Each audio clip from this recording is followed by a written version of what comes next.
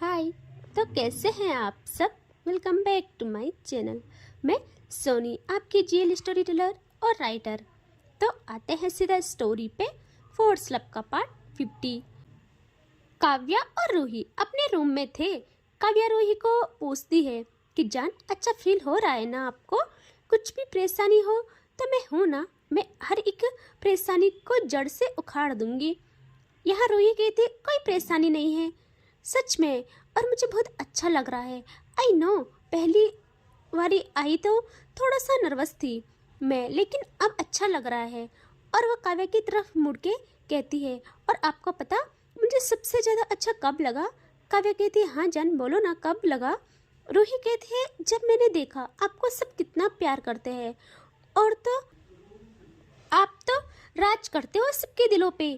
काव्या कहती है, हाँ प्यार करते हैं, लेकिन राज और हुकूमत करना मेरा शौक है मेरी जान। लेकिन आपको एक सच बताऊं, मैं बस एक इंसान के दिलो दिमाग पे राज करना चाहती हूँ। आप सिर्फ मेरी बीवी के। यहाँ रूही टेढ़ी आंखों से देखती है काव्या को। यहाँ रूही टेढ़ी आंखों से देखती है काव्या को और कहती है, कराना चाहते नहीं, कर चुके हो आप, समझे? इतने भोले ना बनो आप। काव्या कुछ और कहती, तभी रूही कहती, सुनिए दर्द हो रहा होगा है ना? वहाँ से आए, आराम भी नहीं किया और मेडिसिन भी अप्लाई नहीं की अभी तक, और अभी मैं करूँगी मेडिसिन अप्लाई। बैग कहाँ है हमारा, कहाँ रख रखा होगा? तभी वो कहती है, जान हमारा बैग तो सर्वेंट ने इसी रूम में रखा होगा, आप कबर्ड ओपन करो, वहाँ होगा। तो रूही कहती है, ठीक है आप पहले बैठ जाओ। और वह काव्या को बेड में बिठा लेती है और कबर्ड को खोलती है, और नीचे ही उनके बैग्स रखे थे जिसमें हॉस्पिटल से लाई मेडिसिन थी। रूही उससे लेती है और काव्या के पास आके वहाँ पे खड़ी हो जाती है। और काव्या तो बेड में बैठी थी, रूही पास आके मेडिसिन को साइड में रखती है और काव्या के पास आके कहती है, ज़्यादा दर्द हो रहा है ना, जरा दिखाओ तो। काव्या कहती है, कुछ नहीं हुआ मुझे जान, छोटी सी चोट है बस, तुम बस टेंशन लेना बंद करो। रूही काव्या के थोड़ा और करीब आते हुए कहती है, हर बार कुछ नहीं हुआ बोल के सब छुपा लेती हो आप, अब चुप रहो, मुझे देखने दो। और अब रूही काव्या के शोल्डर पे हाथ रखती है। काव्या रूही पे ही देख रही थी, और अब रूही अपने हाथ काव्या की शर्ट पे ले जाती है और काव्या हल्की सी आंखें बंद करती है। रूही धीरे से काव्या की टी शर्ट को ऊपर उठाती है और कहती है, हाथ ऊपर करे। काव्या आंख खोलती है और कहती, क्या? रूही कहती है, हाथ ऊपर करे। काव्या थोड़ा नोटी वे में कहती है, क्या क्या? मुझे ऐसा क्यों लग रहा है मेरी इज्जत को खतरा है? रूही कहती है, चुप रहोगे आप, हर वक्त मस्ती? काव्या कहती है, अच्छा बाबा नहीं कर रहे मस्ती। और वो हाथ को ऊपर करती है और रूही काव्या की टी शर्ट उतार देती है और साइड में रख लेती है और कहती है, अब लेट जाइए। और काव्या उल्टा बेड में लेट जाती है और उसकी बैक पे चोट के निशान नजर आते हैं। रूही को तो काव्या से ज़्यादा दर्द हो रहा था। वो धीरे से अपनी आंखों को बंद करती है कुछ पलों के लिए, और उसकी आंखों में आंसू भर जाते हैं। फिर वो कहती है, किस हाल में ले आती हो आप अपने आप को? आपको पता नहीं है क्या कि दर्द आपको होता है, सांस मेरी रुक जाती है। काव्या थोड़ा मस्का मारते हुए कहती है कि दर्द में भी स्मेल करते हुए कहती है, तुम डॉक्टर हो या मेरी बीवी? रूही सुनते ही हल्के गुस्से में लेकिन प्यार भरी टोन में कहती है, दोनों हूँ मैं इस वक्त तो, डॉक्टर भी हूँ और आपकी बीवी भी, और दोनों को आपका दर्द बर्दाश्त नहीं होता है। अब रूही वहाँ से मेडिसिन उठाती है और रूही कॉटन पे मेडिसिन लगाती है, और उसके दिल में अजीब दर्द था, बट वो मेडिसिन को काव्या के जख्म पर लगाती है और उसका टच काव्या को हल्का दर्द देता है। और काव्या थोड़ा सिसकती है और कहती है हल्की आवाज में कि ज़्यादा सॉफ्टली नहीं कर सकते हो क्या जान? रूही हाथ को थोड़ा हल्का करते हुए कहती है, आपको दर्द से डर कब से लगने लगा? आप तो कहती हो कि आपको दर्द ही नहीं होता है। काव्या ना लेटे लेटे आंखें बंद करती है और कहती है, जब से आप मेरी जिंदगी में आई हो, अब दर्द भी तुम्हारे हाथ से अलग लगता है। तुम्हारे मिलने के बाद मुझे पता चला दर्द क्या होता है, डर क्या होता है। और सिर्फ तुम्हारे लिए दर्द होता है, सिर्फ तुमको खोने का डर होता है। सुनते ही रूही थोड़ा रुक जाती है। उसके चेहरे पे हल्की सी मुस्कान और दिल में कुछ महसूस होता है। उसके हाथ काव्य की बैक पे थोड़े और जेंटल होने लगते हैं। और कुछ टाइम बाद रूही सॉफ्टली कहती है, काश अब हमेशा ऐसे ही चुपचाप रह जाओ, ना लड़ने की जिद, ना कोई तंग करना। क्योंकि उस टाइम काव्या चुपचाप लेटी थी। लेकिन ये सुनते ही कहती है काव्या आंखें बंद करके, मुस्कुराते हुए, कि फिर मेरी जान बोर हो जाएगी। उससे उसकी पागल काव्या चाहिए, परफेक्ट वाली नहीं। वैसे भी मैं पागल और परफेक्ट दोनों हूँ। रूही हल्की सी मुस्कान के साथ काव्य के हेयर को हटाती है, उसके जख्म पे से लास्ट स्ट्रोक लगाती है और कहती है, हो गया अब बस रेस्ट करना है। काव्या कहती है, तुम मेरी दवा हो रूही, बस पास रहो, दर्द अपने आप चला जाएगा। रूही कहती है, मैं पास ही हूँ, मैं अब हर पल आपके पास ही हूँ। और एक राज की बात बताऊँ आपको? काव्या कहती है, हाँ बताइए ना। रूही कहती है, अब मेरी सांसें भी आपके पास रह के ही रिदम में चलती है। आप ना हो तो दुनिया बिखर जाए मेरी। काव्या कहती है, बस यही यही प्यार चाहिए मुझे आपका, यही प्यार चाहिए था मुझे। मेरी ख्वाहिश थी, जितना मैं तुम्हारे लिए पागल हूँ उतना ही तुम भी हो। रूही कहती है, अच्छा कर ली जिद पूरी, अब चुपचाप आराम करो। यह काव्या कहती है, जान लेकिन आप मुझे बताइए, आपको अच्छा तो लग रहा है ना? रूही कहती है, हाँ। आप इतना क्यों सोच रहे हो? कसम से मुझे बहुत खुशी मिल रही है यहाँ। मैं बहुत ज़्यादा खुश हूँ, बहुत ज़्यादा अच्छा भी लग रहा है। यहाँ रूही कहती है, घर में सब कितने अच्छे हैं, मुझे कितना प्यार दिया है उन्होंने। लेकिन सुनिए ना। काव्य की आंखें बंद थी, वो उल्टा लेटी थी और वो ऐसे ही कहती है, बोलिए ना जान। वो कहती है कि वो लड़का कौन था? काव्य कहती है, कौन जान? रूही कहती है, वो जिसने मेरे पैर छुए। लग तो अच्छा रहा था लेकिन, और वो बस इतना ही कहती है। रूही के बस यही शब्द थे। यहाँ काव्य को पता नहीं क्या होता है, वो एकदम से पलट जाती है और उसकी आंखों में गुस्सा। रूही तो आंखों में नहीं देखती, वो कहती, क्या क्या कर रहे हो आप? ऐसे चोट पे दबाव पड़ेगा, ऐसे क्यों कर रहे हो? क्या हो गया है? और वो काव्या को सीधा करने का ट्राई करती है, सीधा करने के लिए हाथों को आगे बढ़ाती है। यह काव्या गुस्से में अपने हाथ ले जाती है रूही के बालों पे, और जैसे उसके बालों पे ले जाती है रूही शॉक। वो पलके उठा के देखती है काव्या के फेस पे, और जैसे उसकी नज़र काव्या की आंखों में पड़ती है वो डर जाती है। उसे कुछ समझ ही नहीं आता वो क्या करे। ऐसा क्या हुआ? यहाँ काव्या अब कहती है, तुमको क्या, कौन है, कैसा है, तुमको क्या है उससे? रूही कहती है, पागल हो आप, मुझे क्या होना था उससे? बस पूछा मैंने, और मेरे समझ में ये नहीं आ रहा इतना गुस्सा किस बात का है। बस पूछा ही तो मैंने। और वो गुस्से में काव्या का हाथ अपने बालों से छुड़ाती है, और उसकी आंखों में दर्द था और गुस्सा भी, और जल्दी से वो बेड से उतर जाती है। और उससे तो कुछ पता ही नहीं था कि वो कहाँ जाए, और वो गुस्से में वॉशरूम में चली जाती है। यहाँ काव्या बस देखते रहती है अपने हाथ को, जिससे उसने रूही के बालों को पकड़ा था। पकड़ा क्या यार, उसने जकड़ लिया था उसके बालों को। बस बस उस हाथ को घूरे जा रही थी वो। उससे बहुत गुस्सा आता है खुद पे। वो समझ ही नहीं पाती कि उससे अभी क्या हुआ था। वो खुद से कहती है, काव्या तू सच में शैतान है, तू रूही जैसी लड़की को शायद डिजर्व ही नहीं करती है।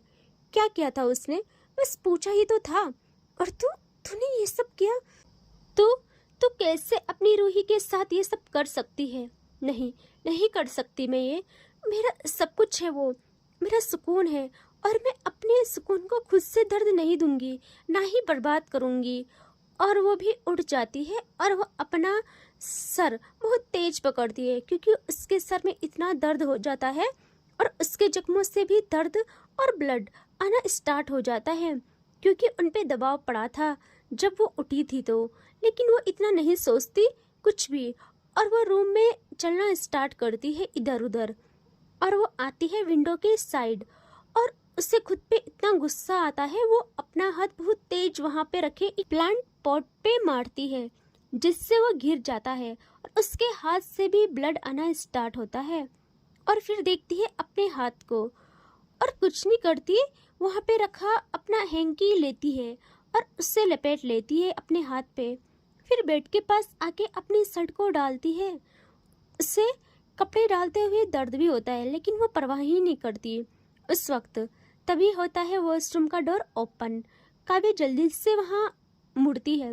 वहाँ रूही आती है, जो आती है और वो काव्या को देखती तक नहीं।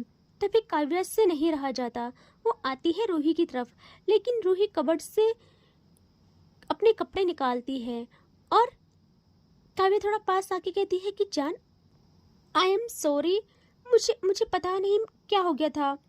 मुझे पता है मैं माफ़ी के काबिल नहीं हूँ, लेकिन जो सजा दोगे सब मंजूर। प्लीज़ मेरे से यूं नजरें ना फेरो, मैं नहीं बर्दाश्त कर सकती हूँ। लेकिन रूही कपड़े लेती है और वहाँ से चली जाती है अगेन वॉशरूम में। काव्या बस देखती रहती है। वो बस परेशान होकर रूम में इधर उधर चलने लगती है, जिससे उसके दिल का दर्द और उसके जख्म और रिश्ता है। लेकिन कुछ टाइम बाद उससे फील होता है कि उसकी टी शर्ट उसके बैग से चिपक रही है। वो दर्द भी फील करती है और फिर वो उस शर्ट को एक झटके में निकाल लेती है। उसके मुंह से सिसकी निकलती है और आती है वो मिरर के सामने अगेन, और अपने बैग को देखते हुए कहती है कि यार ये क्या हो गया अब। और उसकी दवाई भी मिट गई थी। कुछ सोचती है और बेड से वो मेडिसिन अगेन लेती है और कॉटन भी लेती है, उस पर मेडिसिन डालती है और मिरर में देखती है और कहती है यार अब ये क्या मुसीबत है, अब कैसे अप्लाई करूँ मैं इसे। लेकिन काव्य गलती तेरी है, भुगतना तो पड़ेगा ही। और वो बैक करती है मिरर के सामने और गर्दन घुमा के देख देख के मेडिसिन अप्लाई करने लगती है, लेकिन उससे इतना प्रॉपर नहीं होता है। फिर भी वो 70% तो कर ही लेती है, बट वो इतने अच्छे से नहीं कर पा रही थी। तभी आती है रूही वॉशरूम से बाहर। वो तो काव्या पे देखना भी नहीं चाहती थी और उससे जाना था मिरर की तरफ। तभी उसकी नज़र चली जाती है काव्या पे, और वो जैसे देखती है उसकी सांसें तेज हो जाती है। वो देखती है काव्या को, जो कि मिरर के सामने खड़ी थी। उसके खुले बाल उसकी पीठ को छुपा रहे थे, लेकिन हाथ किसी न किसी चोट तक पहुंच रहे थे, किसी चोट तक नहीं। और जब जब काव्या अप्लाई कर रही थी तब तब उसके मुंह से दर्द की सिसकी थी, जो रूही के लिए एक अजाब थी। रूही की नज़र उस पर टिक जाती है। वो चुपके से सांस रोक लेती है। काव्या जब हर बार दर्द से कराह रही थी, रूही के दिल में कुछ टूट सा रहा था। आंखों के कोने से आंसू रुककर फिर गिर रहे थे। गुस्सा अब भी था, पर उस गुस्से के नीचे पिघलती हुई मोहब्बत थी। उसने अपनी उंगलियों को जोर से बंद किया, जैसे खुद को रोक रही हो। पर जब काव्या का हाथ पूरा नहीं पहुंचा और उसके चेहरे पे वो दर्द उतरा, रूही और बर्दाश्त नहीं कर पाई। उसका दिल चिल्लाया, बस अब और नहीं। वो धीरे से आगे बढ़ती है, कदम हल्की सी आगे बढ़ाती है, लेकिन उसकी धड़कन के साथ काव्या की तरफ उसके कदम हल्की सी धड़कन के साथ काव्या की तरफ बढ़ते हैं। आंखों में गुस्सा अब भी है, पर उसके पीछे सिर्फ एक चीज, चिंता, लगाव और वो गहरी मोहब्बत जो कभी खत्म नहीं होगी, कभी नहीं। और वैसे भी दर्द देने वाले को, सितम करने वाले को ही महबूब कहते हैं।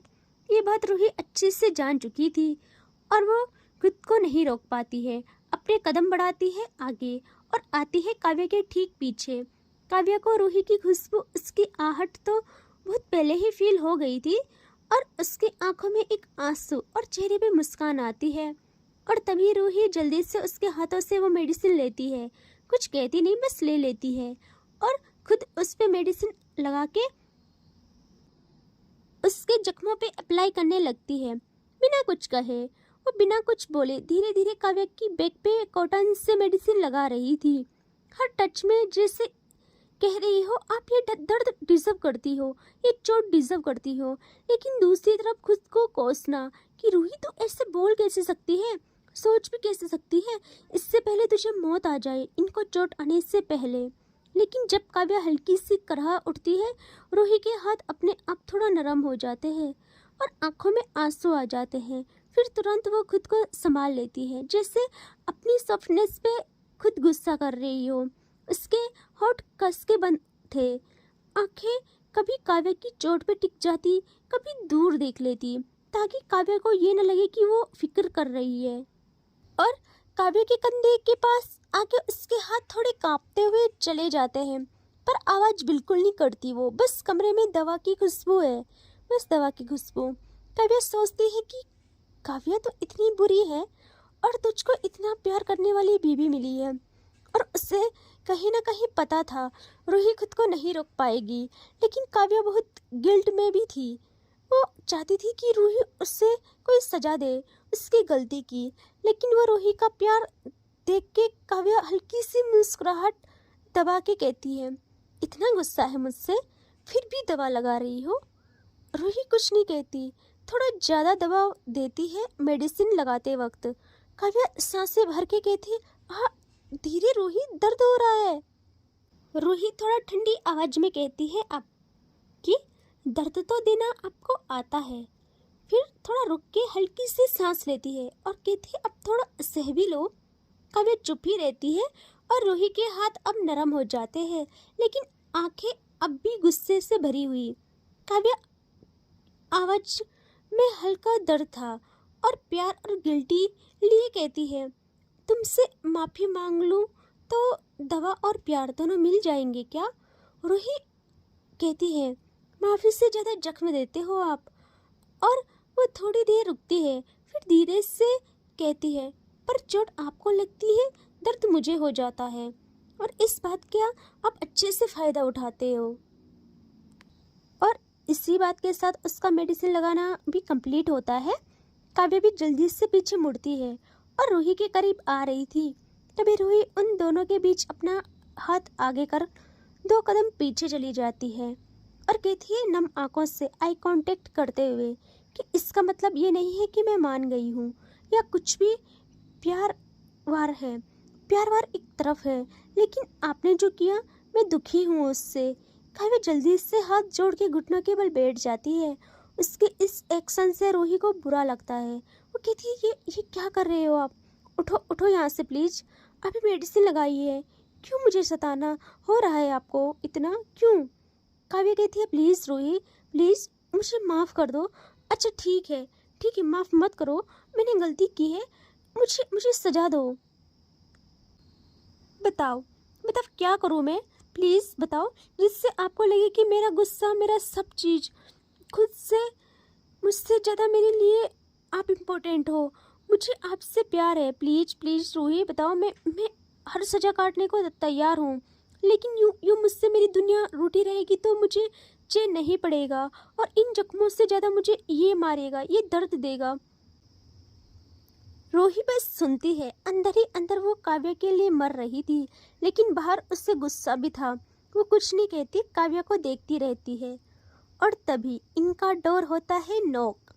एंड इससे आगे देखेंगे नेक्स्ट पार्ट में। ठीक है, टेक केयर, बाय बाय।